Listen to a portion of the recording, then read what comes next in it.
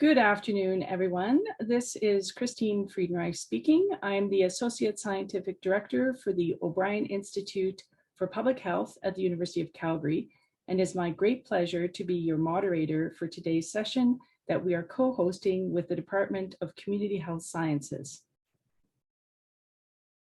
I would like to begin by acknowledging the traditional territories of the people of the Treaty 7 region in southern Alberta, which includes the Blackfoot Confederacy, comprising the Siksika, the Kainai, and Kainai First Nations, as well as the Tsuut'ina First Nation and the Stoney Nakoda, including the Chiniki, Bearspaw, and Wellesley First Nations.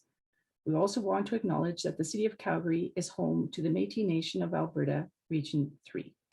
For today's session, I just want to start off with a few housekeeping reminders. For attendees, we will be having a Q&A session at the end of our seminar today. So please just ask your questions via Q&A box that you have at the bottom of your screen. You can also email your questions to iph@ucalgary.ca following the session. I would also like to point out that we've already received some questions to our email address, and we will try to answer those questions in addition to the ones that we've already received in the Q&A.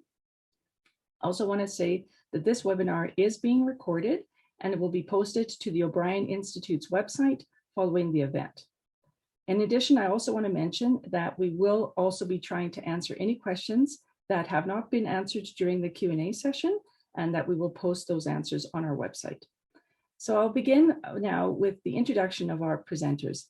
It's my great pleasure to be able to introduce Dr. John Connolly.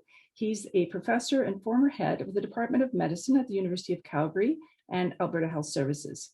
He's an infectious disease specialist with medical training who's held several leadership roles with the Canadian Infectious Disease Society, the Canadian Committee on Antibiotic Resistance, the Canadian Expert Drug Advisory Committee, CIHR's Institute of Infection and Immunities Institute Advisory Board, and the WHO's Advisory Group on Integrated Surveillance of Antimicrobial Resistance. He's currently the chair of the WHO's Infection Prevention and Control Research and Development Expert Group on COVID-19 and a member of the Canadian Expert Advisory Group on Antimicrobial Resistance.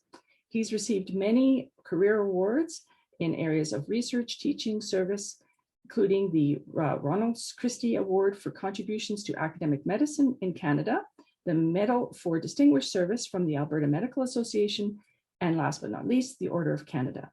He's an active consultant in clinical infectious diseases with current research interests focused on antimicrobial resistance and stewardship, prevention of hospital-acquired infections, and novel innovations in healthcare. Our next speaker to introduce is Dr. David Fisman. He's a professor of epidemiology at the University of Toronto and a fellow of CIHR's College of Reviewers. He's a physician epidemiologist with research interests that fall at the intersection of applied epidemiology, mathematical modeling, and applied health economics. He completed a residency in internal medicine at McGill University and Brown University before completing a fellowship at the Beth Israel Deaconess Medical Center in Boston and an MPH at Harvard School of Public Health. He is an AHRQ fellow in health policy at Harvard Center for Risk Analysis and has held faculty appointments at McMaster University, Princeton, and Drexel Universities. He develops and applies novel methods that allow physicians and public health experts make the best possible decisions around communicable disease control using the best available data, and has been a recipient of CIHR funding for the study of COVID-19 epidemiology. And our final speaker, or actually will actually be our first speaker, is Dr. Kim Prather. She's a professor and distinguished chair in atmospheric chemistry at Scripps Institution of Oceanography at UC San Diego. She's the founding director of the NSF Center for Aerosol Impacts on Chemistry of the Environment. She's published over 220 papers detailing how aerosols influence the atmosphere, climate, and human health. She holds several patents on innovative technologies for measuring atmospheric aerosols, including an aircraft-based aerosol time-of-flight mass spectrometer instrument that has been flown through clouds to study how different aerosol sources affect clouds and precipitation processes.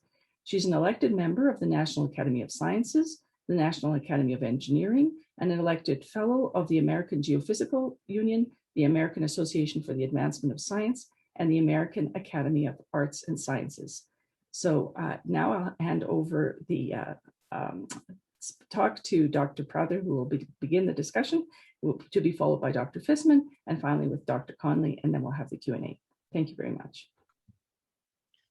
Okay, well, thank you for that introduction. I just want to make sure I can share my screen. Is it sharing? I think it should be up there now. Okay, can everybody see my screen? Yes, that's perfect. Thank you. All right, well, thank you. I'd first like to thank University of Calgary and the O'Brien Institute for organizing this discussion today.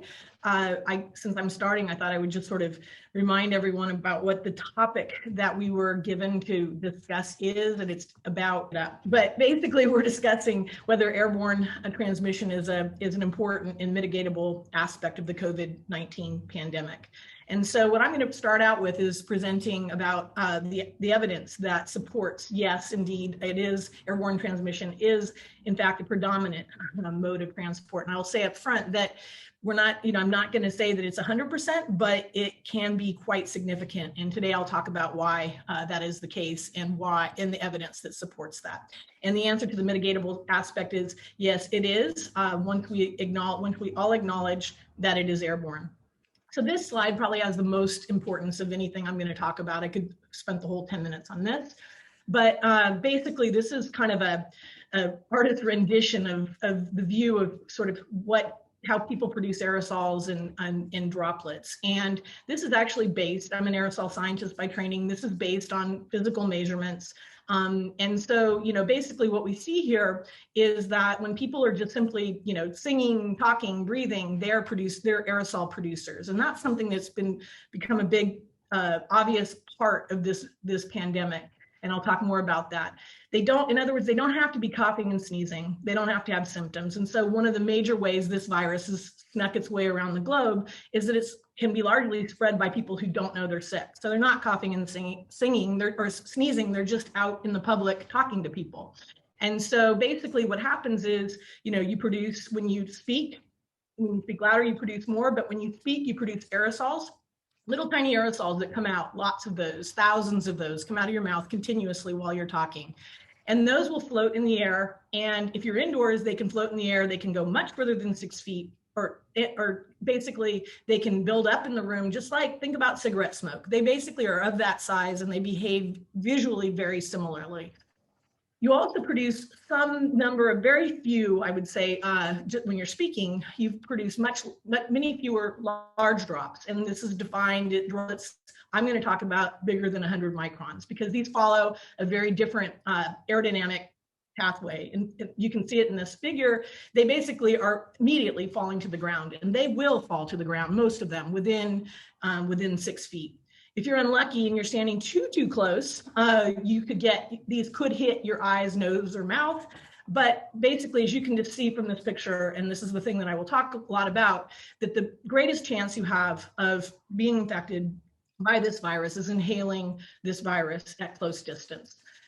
So let me just go through the pathways. You can do short range inhalation just based on pure number, based on physical measurements. This is the most likely pathway.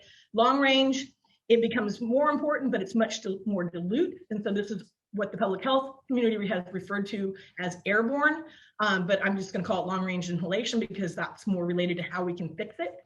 And then there's the droplet spray, and this is not, above 100 microns is not going to be inhaled, as I already mentioned. And so aerosols float and droplets drop. All right, so what is the evidence that we have?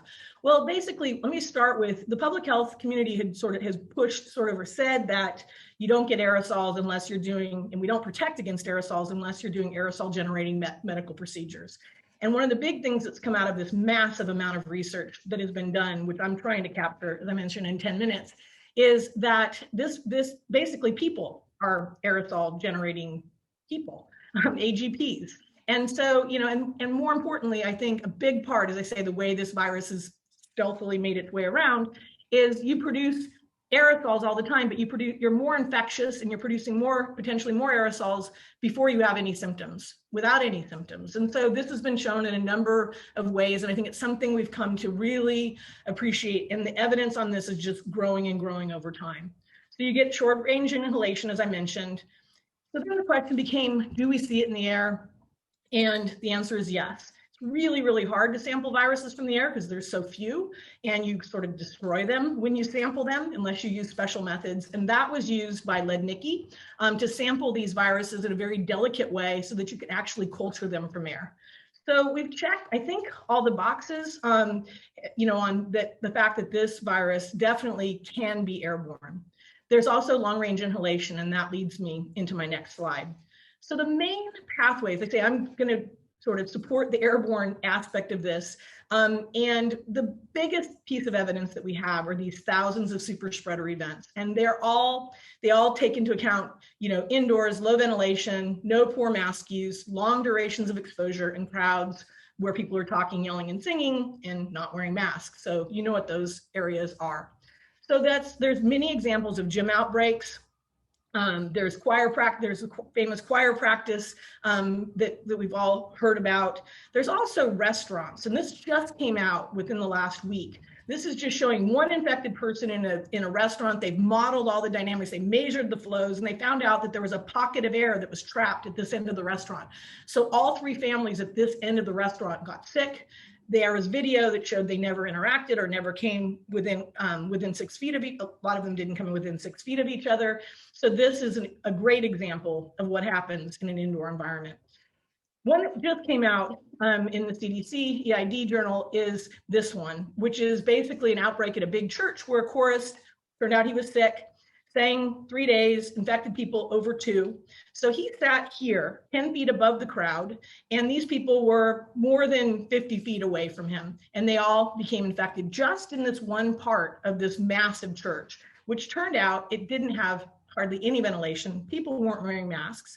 They used video to show that the chorus never interacted with the people, so there's no contact.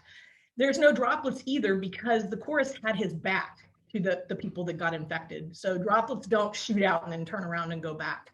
So this is a great example of something where airborne has to be invoked. And finally, sometimes some of these real world situations are difficult to sort out through the epidemiology because there's so many factors. So then there's these animal studies where you can they put ferrets in cages, they pushed air. Basically this little guy was infected, and there's 4 90-degree bends. Droplets don't do bends. And so only aerosols can make it all the way up. And in fact, the one on the top got infected. Again, another example of no contact, and it's not droplets. So what about these agmps? So there's a paper that just came out by Wilson et al., and this is an adapted figure from that. And basically what you see is the number of aerosols that are produced by a particular respiratory activity versus just breathing. And you see there's an enhancement from talking. There's more if you're exercising. There's more if you're shouting. There's even more if you're coughing, up to 371 times more than if you're just breathing. Compare that to agmps. You can see right away where the conundrum lies. There's barely any agmps that are coming out during the things where people are, in this case, being offered and told to wear N95 masks. They're saying use airborne precautions. In the case where the aerosols are actually coming out and it actually is airborne, many of them are being given mostly surgical masks. And so the number of reports of people being infected with these surgical masks is just taking off, unfortunately. And so, basically this is something that needs to be addressed, and we hope it will be soon. All right, so I hear this all the time, droplets versus aerosols. Why do you care? You just want to say aerosols because you're an aerosol scientist. That's not it. Basically, why does acknowledging airborne matter? It matters because the things that we put in place for droplet precautions, both in terms of masks as well as controls to clean the air, they do not fully protect us or anyone against aerosol transmission. So let's think back to July. We wrote a letter, many of us, 239 experts wrote a letter to WHO saying it's airborne, please acknowledge that it's airborne. And at that time, WHO came back with a scientific brief, which said, this is just a few of the things that they were asking for.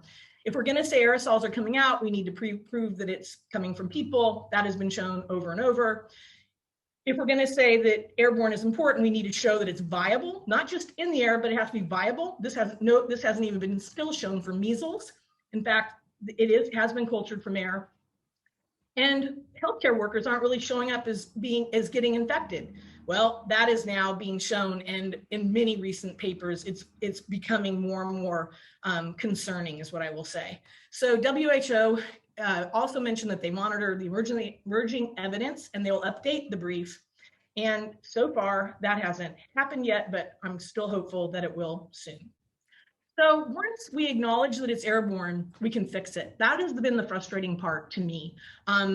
Basically we can shift. This was back in July again. There was a lot, saying that surfaces it's just theater. It just makes you feel good to wipe down surfaces, but it's not fixing what we really should be cleaning, which is the air. So CDC just came out this week with a statement that the chance of getting infected through contact with a surface is very small. In fact, it's less than 1 in 10,000 touches of a contaminated surface that you will get sick. They have also been coming out with, CDC has been coming out with many more reports, and you can see that these viruses can remain suspended in the air for minutes to hours. They've been shown to remain infectious for hours, and airborne transmission is something that CDC is now acknowledging we need to address.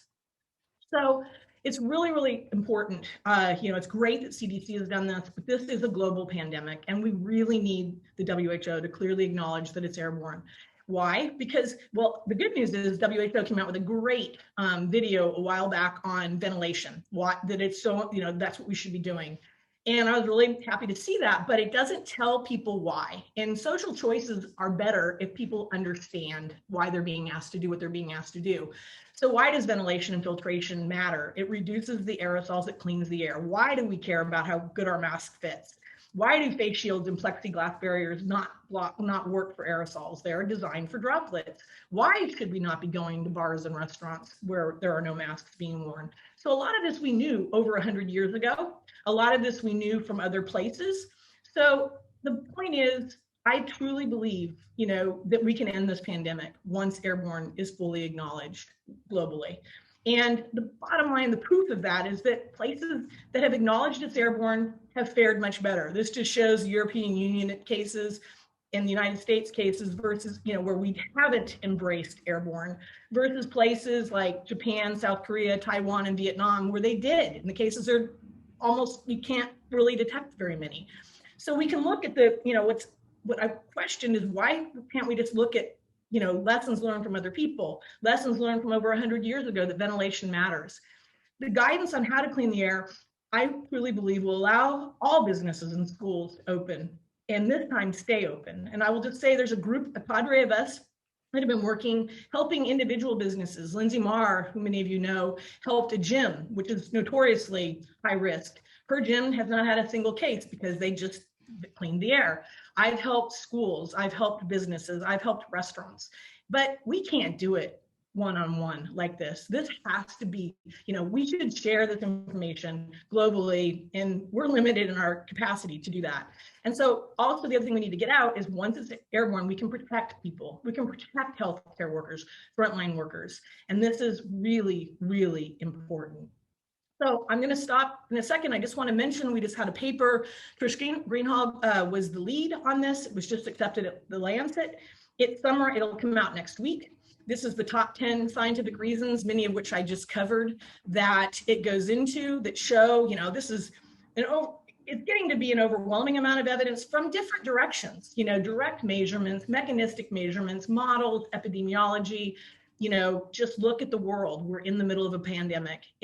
Airborne has got to be factored in. So I will stop. I'm going to hand it off to David, but before I do, I just want to mention, the questions that I hope we can address based on what I just presented is, how do we explain, the great impacts we see? So many fewer infections outdoors versus indoors, and ventilation does such a great job. These massive number of outbreaks that we see, how can you explain, it's now acknowledged that the airborne long-range inhalation is occurring, but how can it not be happening at short range where the concentrations are higher? And finally, I would love to hear from Dr. Conley. When will, what is it going to take WHO to acknowledge this evidence and that it's, predominantly airborne transmission that is leading us into this global pandemic? I'm going to hand it off to David now. Thank you. I hope no one regards this as too sacrilegious. I'm presenting a bit of a conversion narrative, and I've got my Caravaggio picture here of St. Paul on the road to Damascus, because I'm a physician epidemiologist, and I have to say I have learned a ton over the past year of the pandemic about many things. One of those has been really discovering this amazing discipline of aerosol science, which I must say I was fairly clueless about. And what I'd like to describe is how learning about aerosol, learning about established aerosol science, has really helped me understand the pandemic differently, and how it's helped me to account for factors that were very difficult to explain early on in the pandemic. So this is a funny virus. I've referred to it before as Schrodinger's coronavirus, because it's such a study in contrasts. We've known for over a year now that there are a bunch of paradoxical features of SARS-CoV-2.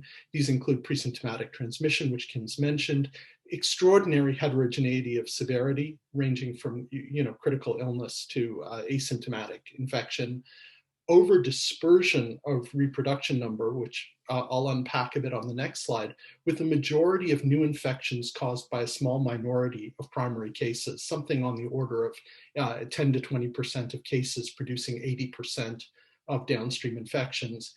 And lastly, the Japanese characterized this disease very early on as having sort of a signature, which is transmission occurred where the 3 C's were operative, where it was closed, close, and crowded. They ascribed that very early on to aerosol, and that led to some very interesting public health guidance. And I remember chuckling when the Japanese guidance around reopening of amusement parks included things like, you should scream inside your heart on the roller coaster, don't scream out loud. But that reflected an awareness of the importance of aerosol. And these are just some pictures to show you how relevant this concept of overdispersion is to SARS-CoV-2.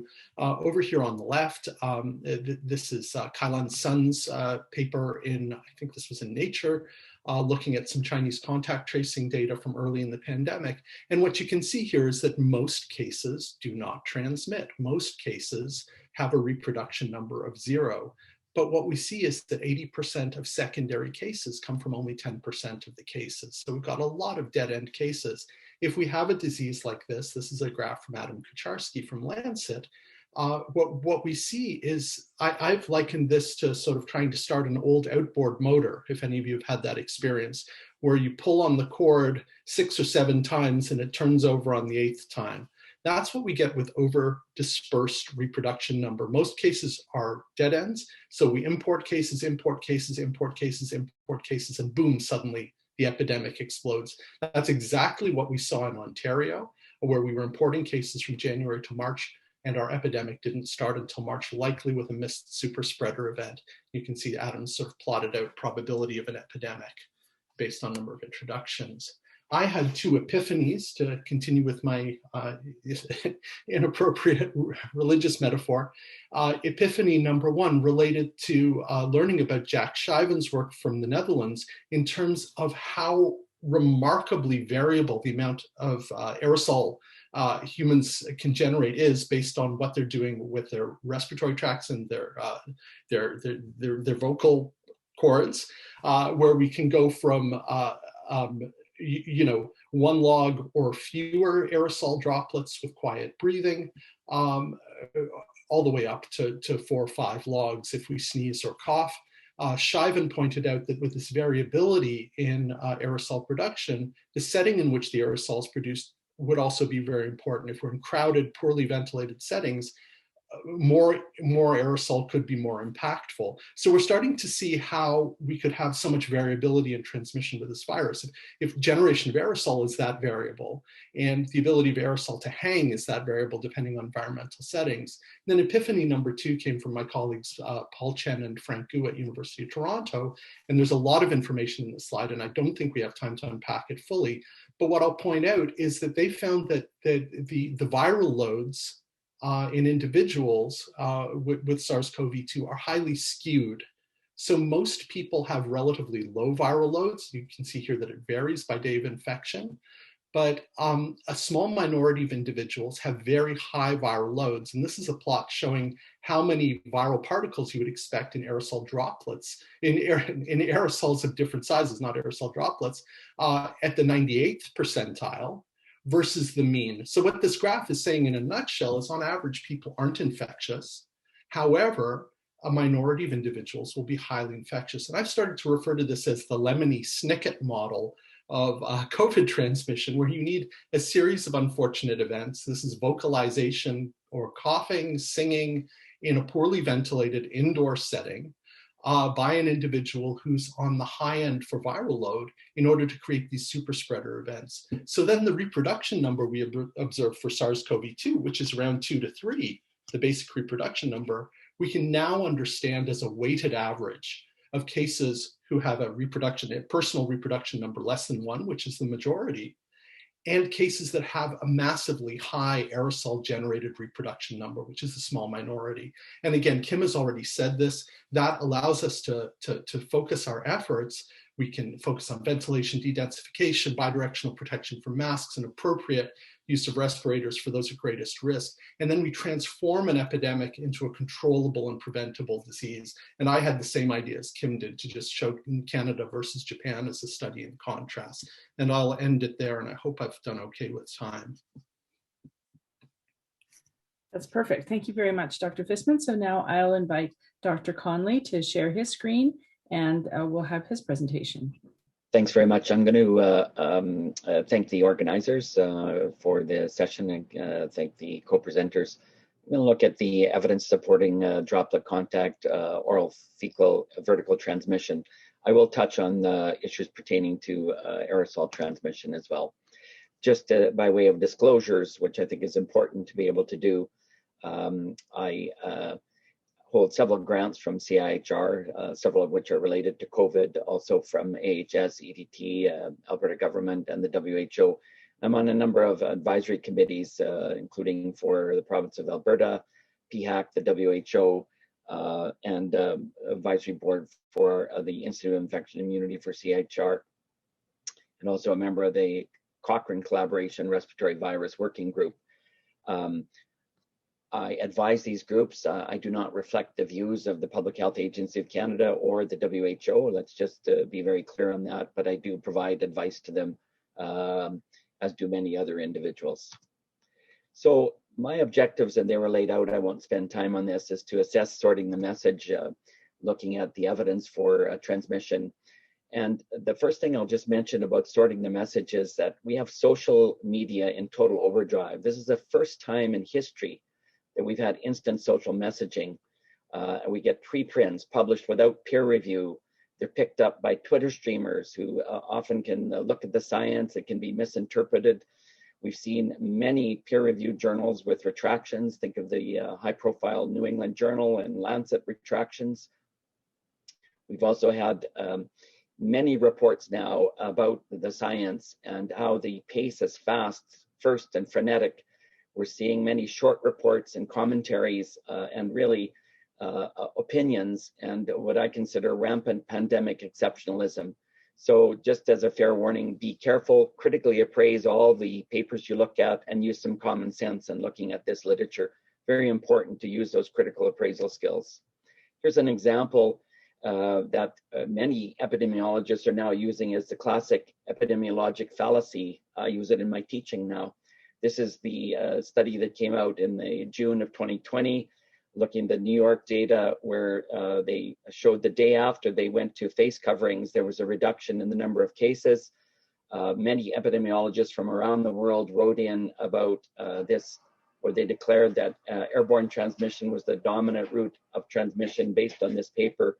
And they could have had 5,000 epidemiologists rather than the number that wrote in.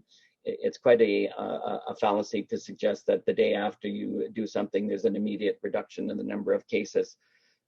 This was called for as a retraction with PNAS, and the New York Times also discovered that these individuals had chosen a couple of friends through some old PNAS Academy rules to allow the peer review to go through very rapidly.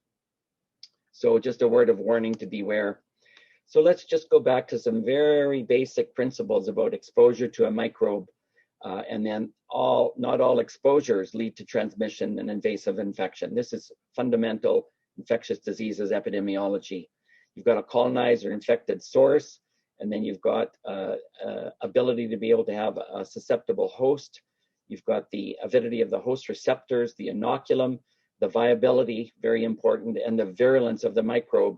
And then you have to look at the effectiveness of the hygiene and the controls. And just to remind you about the routes of transmission, the way we teach in infection control and public health, which is important. We've got animal vectors. They can be influenced by wind, water, abiotic, environmental factors. Then we talk about contact, which is direct and indirect. Direct is through close contact. Think of sexually transmitted diseases, for example. Indirect is through fomites, where things are deposited on the environment, and then move to the host. Then we have the droplets and the airborne, with some debate about the size of the droplets and the aerosol creation. And then finally, fecal oral. And we know many examples there, norovirus, which has plagued cruise ships for many years, for example, or salmonella, or many other types of diseases. When we talk about modes of transmission of respiratory viruses, we talk about droplet contact, fecal oral, and airborne. And in all likelihood, they all come into play in this setting. And the greatest debate is the droplet and airborne. From the standpoint of setting about guidelines and guidance, we often talk about large droplets, small droplets, aerosols. So we use 10 to 100 micrometers. Those are generally heavier and fall. And then we talk about those that are finer, that can get into the air and be carried over long distances. And I think the other presenter had touched on this. It's important to remember that there's considerable overlap with respect to droplet size, and some very, very important principles that one needs to consider. And that's that in all likelihood, we see from the human airway a variety of sizes, from coughing, sneezing, talking, medical procedures, and then situational settings as well. And we're in all likelihood looking at a continuum from very large droplets to fine aerosols. Very important to look at that in terms of the situational, or what we call opportunistic settings, because there are things that can change this. And when you look at the biology of viable presence of virus, bacteria, or other pathogens, it's very important to take into consideration the very, very complex environment. And it's not a one size fits all. We have variability in the particle size, the distance, the propulsion. Think of a neonate versus an adult if they have cough, and how much propulsion you're going to get, the concentration, the settling velocity, the direction of the airflow, the number of air changes, temperature, relative humidity, crowding. It's very, very complex. And then last but not least, one has to look at the presence of a virus, if it may be present in the air or in fine aerosols. And then a core virologist in basic science will tell you, you have to look at, is it replication competent? Is it infection competent? And you can split those two out. Replication and infection competent is what one is looking at from that regard. So let's look very quickly at, where do you find this virus? There have been many studies done, and I'll just touch on a few of them. Bronchoalveolar lavage, endotracheal secretion, sputum we know has a lot of virus. We know swabs do from the nasopharynx or pharyngeal, saliva. Most studies suggest that most of the viable virus is gone by day 7 to 8 in immunocompetent hosts. And we know that viable virus does not correlate well with RT-PCR. It does not also correlate with genome copies. Part of the reason is that you have a lot of genomes and RNA that hangs out for long periods, and you get mixed dead and live virus. There are now 3 studies that suggest cultivatable virus in stool, 1 in urine, and there's been transmission of those samples through a stool or urine to ferrets.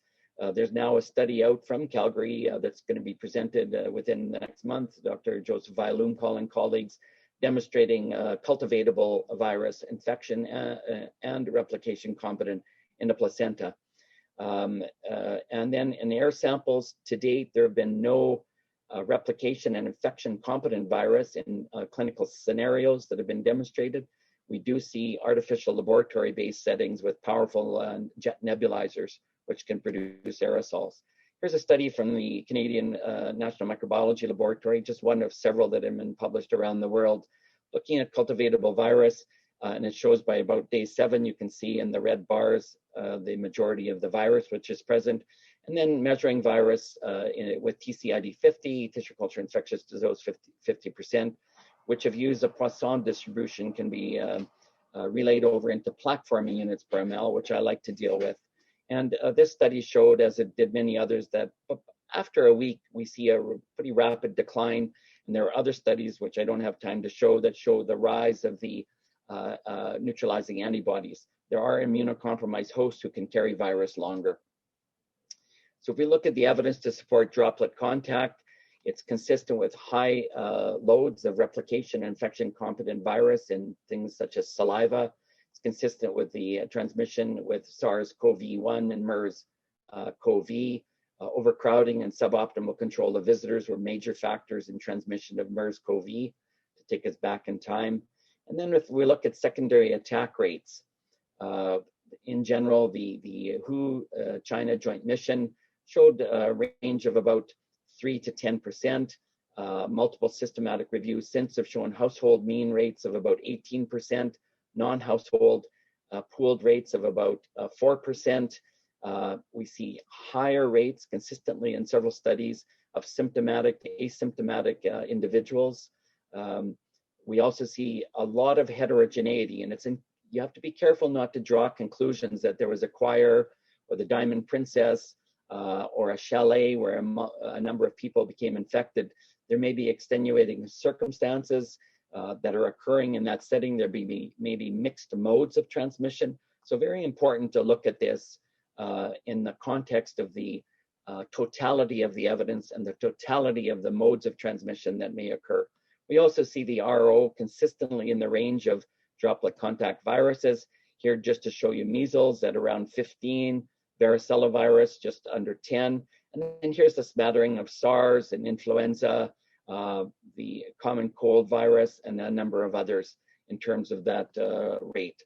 We also know that conjunctival penetration or touches in the macaque studies that have been done, you deposit a small amount of SARS-CoV live virus, it runs down the lacrimal duct, and then they present with a pneumonic illness. There are systematic reviews to show that the presence of goggles or shields can reduce that. We've also seen in Calgary, in 5,500 continuous person hours, 0 healthcare worker transmissions using standard surgical masks, gloves, gowns, goggles, or shields. We've since had some hospital-acquired transmission events in our healthcare workers, but when we've done anonymous surveys, we found, in fact, they are not following the guidelines and recommendations. So we think we have an explanation for that. This has been replicated in other settings as well, notably in Hong Kong.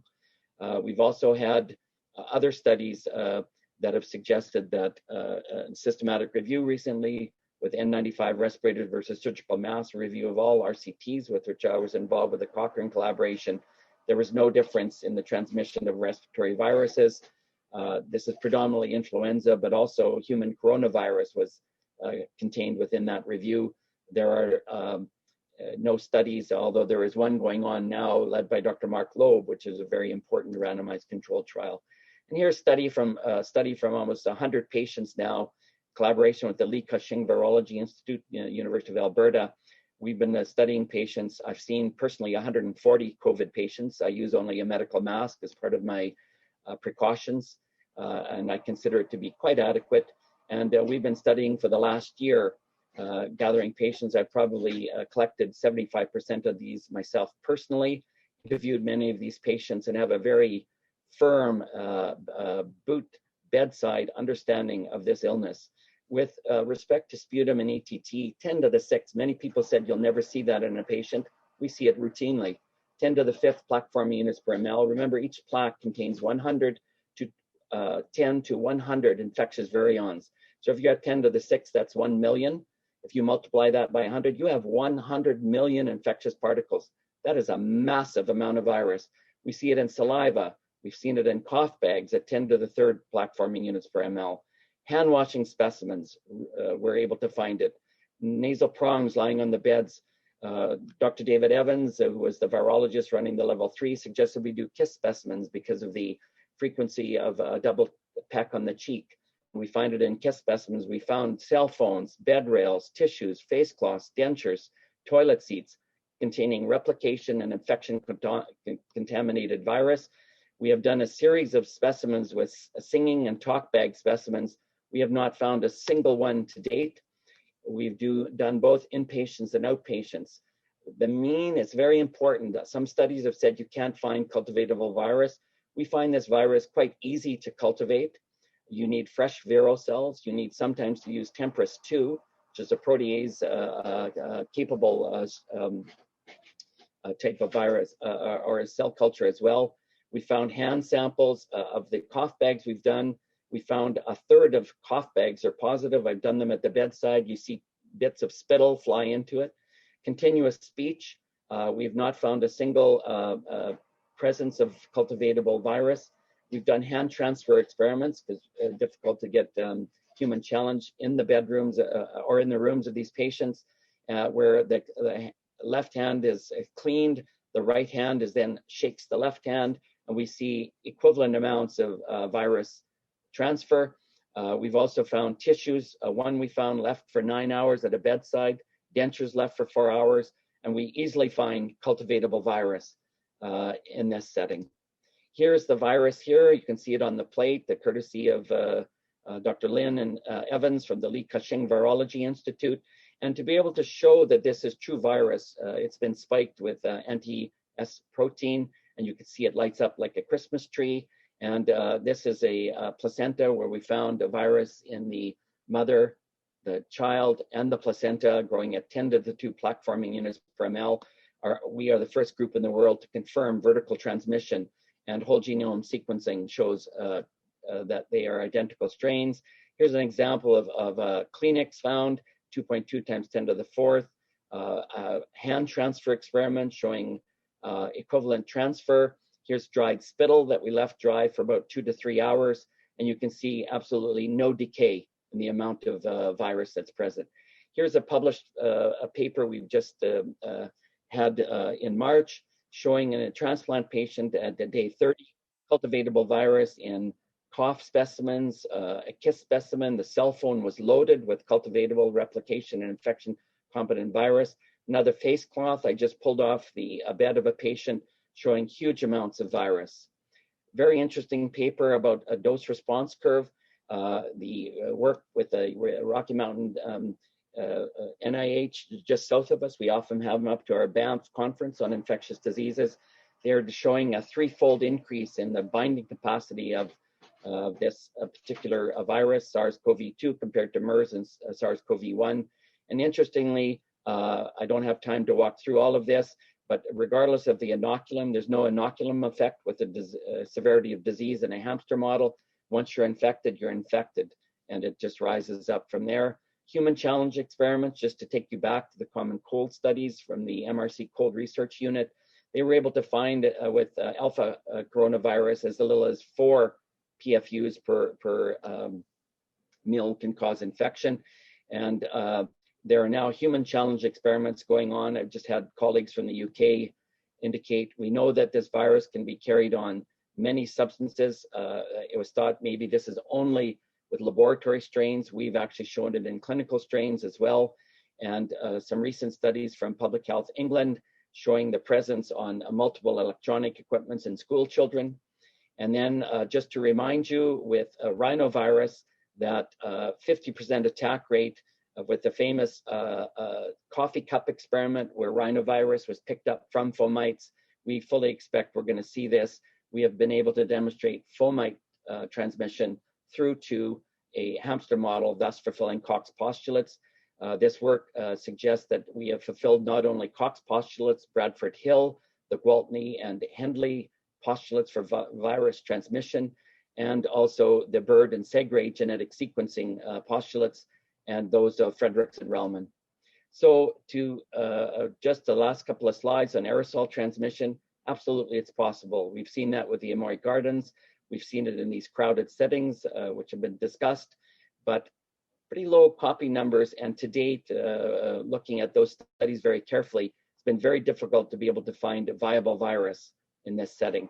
There's one study that was done to show situational. This was in a barracks back in 1970, studies done in the late 60s, where they put giant fans in a military barracks and shown that you can have the transmission of aerosolized Coxsackie A21. So there are now several systematic reviews. John, sorry, yeah. I'm just gonna, we need to wrap up to get to the questions. One slide, thanks. Okay. They ran overtime, so I guess I get to as well, just to be fair and equitable. They cut into my time, so. That's okay. Several systematic reviews to show with the University of Oxford, and they're well worth a look. There's 2 more that are coming up as well, and they're living reviews. So my personal assessment, why is this virus so contagious? It's very hardy in the environment, very high titers. The environment is literally saturated with this virus. We have frequent human behavior. I believe that there's pretty good evidence that a fomite transmission occurs. There's good evidence that droplet occurs. And I think it's important to look at, there's no absolutes in the science of the biology of transmission. We need to look very carefully.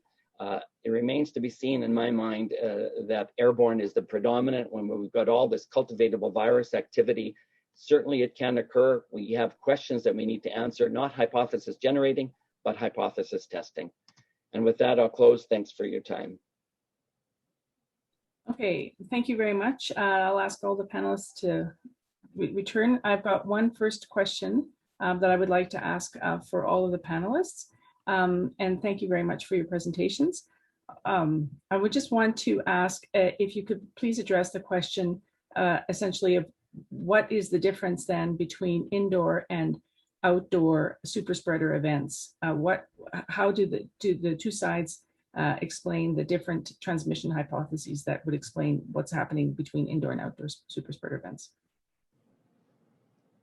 Okay, go ahead, David. Unmute yourself first. Happy to take that. I'll keep it short. And the major difference between indoor and outdoor super spreader events is indoor super spreader events are abundant. There are thousands of them. There's a systematic review in JID from about a month and a half ago that was able to identify a grand total of 5 published instances of outdoor transmission, one of which was a one-on-one conversation outside in Wuhan. So we have several orders of magnitude more evidence for outdoor than indoor, which directly supports aerosol transmission, because outdoors what we do have is ventilation, but the force of gravity is the same indoors and outdoors. We don't have different gravity indoors and outdoors. So that's a very, very strong argument in favor of dominant aerosol transmission. Kim, would you like to address that as well? I think he said it really well. I mean, that is the main, I would say, smoking gun of this particular pandemic. And I would love to hear Dr. Conley, how he would explain them if he doesn't include airborne. Yeah, I don't think I've denied that airborne transmission can occur. It may be, as I said, situational, and we do see situations and circumstances where it can occur. It'd be interesting to be able to look at outdoor settings. There have been some outdoor settings with super spreading events as well. When you look at some of these soccer and football games, and after we looked at the Blue Jays and the Texas Rangers, let's see what happens with that outdoor event to be able to see as well. So it may not be the be all and end all. We do know that there are certain situations, and absolutely, if you think that you're at the seaside and you get sea spray and the wind picks up, you can feel this salt spray on your face. You can sometimes taste it as well. So we absolutely know there are situational airborne settings, but to be able to say that it is the only and predominant means, I think we need better scientific evidence, and to look at the totality of the evidence, and to also look at mixed modes of. Can I just comment really quick on that? I just want to clarify, I hope I didn't. I don't think I said it's the only. I think that the ratios change depending on settings.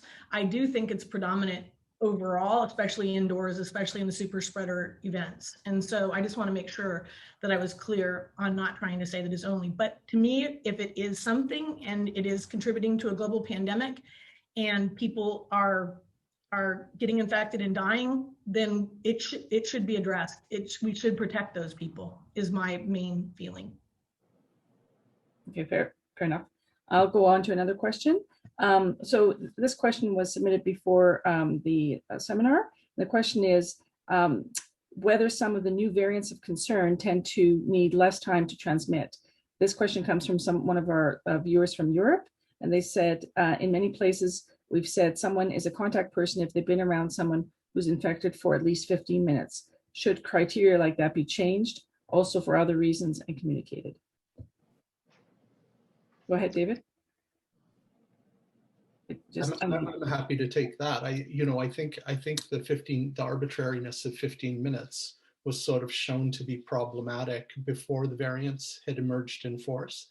And I think our best source of data on that actually comes from the NFL, from the American Professional Football Leagues, where you've got some very, very deep-pocketed individuals doing what it takes and paying what it takes to keep a group of highly paid athletes safe. So a lot of testing, a lot of environmental control, a lot of care around masks. And they had a joint publication a couple months ago with CDC pointing out that they were having transmissions in under 15 minutes of exposure from people who are well more than 6 feet apart, strongly implying aerosol. And that was their take home from that joint publication, is the gaps relate to aerosol. So I think that's a pre-variant. We can talk about variants in a subsequent question, but I think that 15-minute guideline was problematic even before the variants emerged.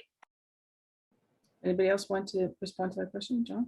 Yeah, I'll respond. I think, as I mentioned, I think it's important to look at the totality of the evidence and use both epidemiologic evidence, basic science evidence, which I think is extremely important. And I would like to see more basic science in some of the aerosol studies that have been done, because we need to be able to try to understand all of this, certainly from the standpoint of some of the transfection studies they've done, and with this NIH group looking at the binding and the avidity. One needs to start to look at the P1 and the 1351 and the B117 variant.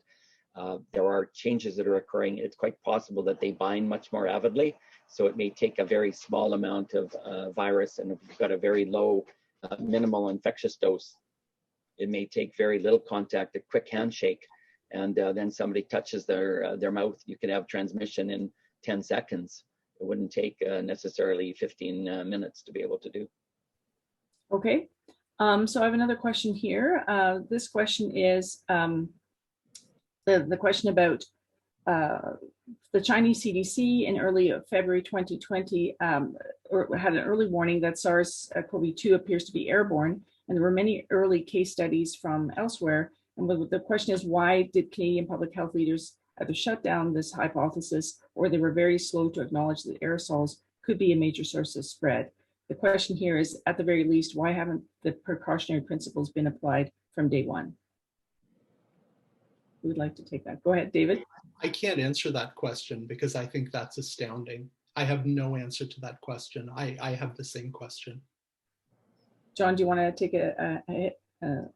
No, I think they had recommendations that were looking at the modes of transmission of respiratory viruses.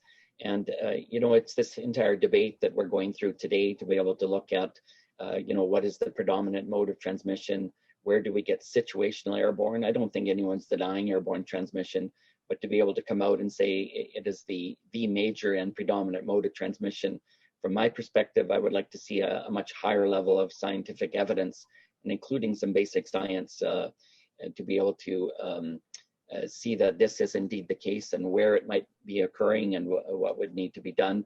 And certainly from our experience in Alberta and in the phase 1, we were using standard recommendations from the Public Health Agency Canada with gowns, gloves, medical masks, and as I said, the 132 patients and over 5,500, that's almost 8 months of continuous contact time with highly infectious, hot viral patients and not a single healthcare worker transmission. So I think there's good justification for those recommendations. They work for us. go ahead. So, I mean, there are lots of questions coming through. We have over 100 questions here, and so I won't be able to ask you all of them. But there seem to be a lot of people are wondering about what kind of advice we should be giving to the general public right now about the level of masking, particularly for, let's say, in schools, for healthcare workers, what level of precaution should be recommended.